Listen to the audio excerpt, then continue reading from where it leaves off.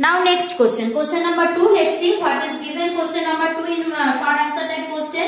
Acha. Name the factor on which increase in length of a rod depends when heated. So increase of rod length depends on that. Acha, write down. Question number 2.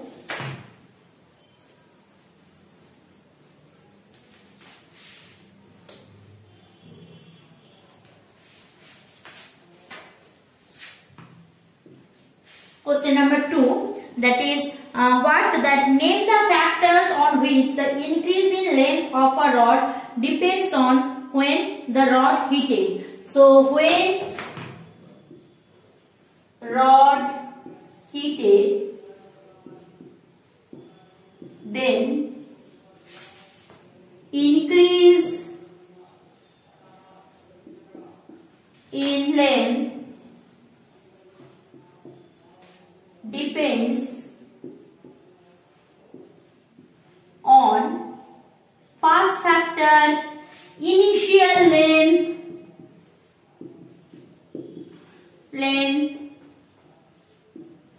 of the rod at 0 degree Celsius. First of all, initial length of the rod at 0 degree Celsius. Second thing is what? Second thing is coefficient of linear expansion of the material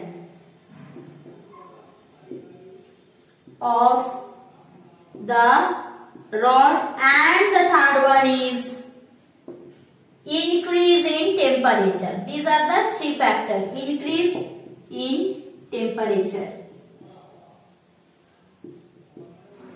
Increase in temperature. So if you want, you can copy. So these are the three factors. So when rod is heated, then increase in length depends on initial length of the rod at 0 degree Celsius, coefficient of linear expansion of the material of the rod, increase in temperature. Clear? So same thing goes for if it is coming for when rod is heated, then increase in surface. So it is depends on initial surface of the rod at 0 degree Celsius, coefficient of superficial, because I am telling that surface, so obviously corresponding to that it will be superficial expansion of the material of the rod and increase in temperature. So same thing on a linear will be cut and coming for the superficial. Achha, next question is that define the coefficient of superficial expansion. This I will not repeat because when I am saying the question number 1, there in case of everywhere written linear, you just do that superficial. I said already.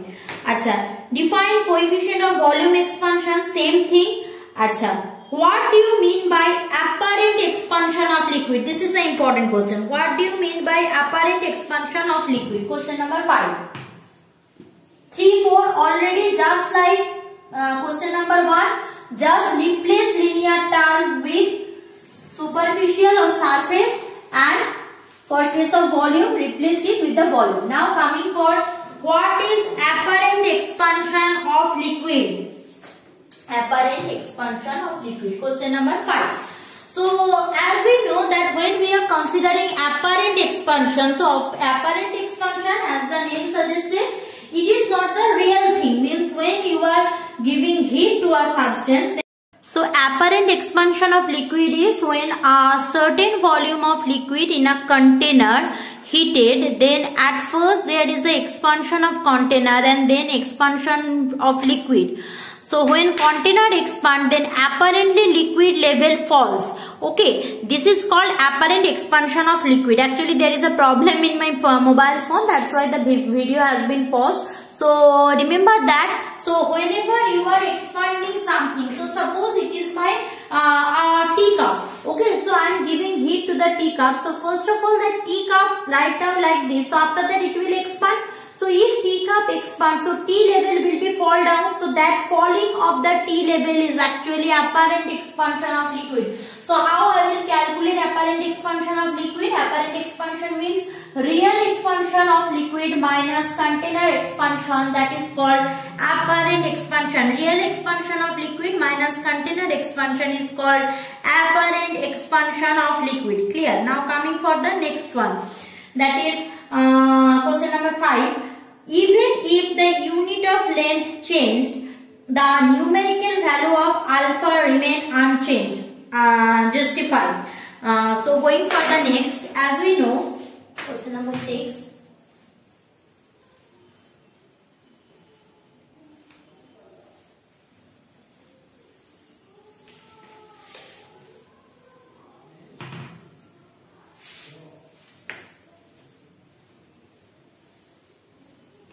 So question number 6, let's see.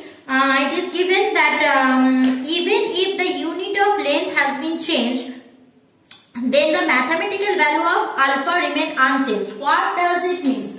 So write down, we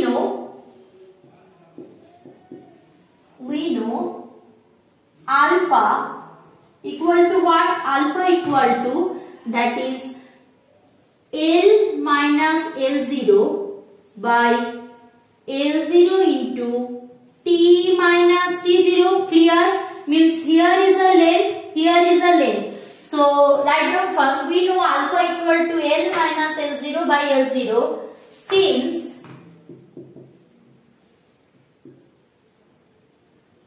there is a ratio factor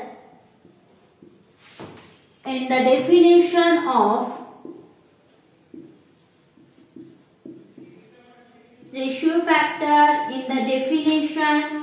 of alpha, then even if we change the unit of length, even if we change the unit of length, that does not affect alpha's unit, because inch by inch remains the same, meter by meter remains the same. So whatever you are changing that unit, it will not at all affect the unit of alpha, because it will remains the change, because alpha's unit is not containing any length unit or something. It is again that part degree Celsius or part degree Kelvin. That's the thing. Okay, so going for the next question, let's see what is the next question.